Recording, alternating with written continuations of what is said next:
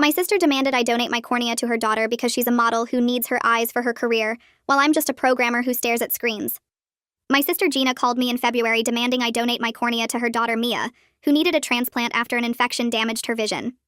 I said I was sorry to hear about Mia's condition, and asked why Gina wasn't donating since she was the mother and would be the best match. Gina laughed and said she was a professional model who needed both eyes for her career while I worked from home as a programmer, so losing vision in one eye wouldn't affect my income. She actually said my appearance didn't matter for my job, but her face was her livelihood, so it made logical sense for me to be the donor.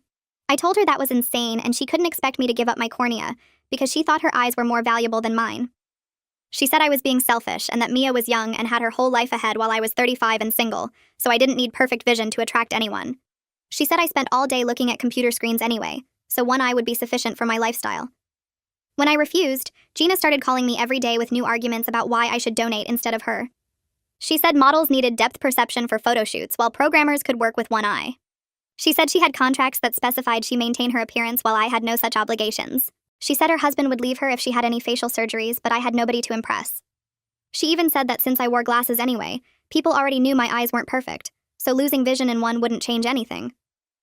By March, Gina had recruited our mother to pressure me. Mom called saying Gina's modeling career supported her entire family, while I only had myself to worry about. She said it would be devastating for Mia to grow up watching her mother's career destroyed when there was a simple solution available.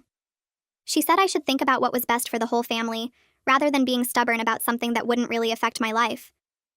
I asked Mom why she didn't donate her cornea then, and she said she was too old and might not be a good match.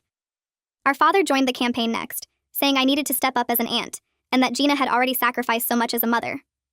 I asked what sacrifices since Gina had a nanny, housekeeper, and barely spent time with Mia between modeling gigs. He said that wasn't the point, and I was being difficult just to hurt Gina, who had always been jealous of. I asked him if he was going to donate his cornea, and he said men weren't as good matches for young girls. Gina's husband Leo started texting me articles about how people lived normal lives with vision in one eye.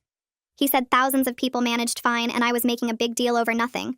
He offered to pay me $50,000 for my cornea like it was a business transaction. When I said no amount of money would make me give up my body parts for someone who wouldn't do the same, he called me greedy and said I was putting a price on Mia's vision. I told him Gina was the one putting a price on it by refusing to donate herself.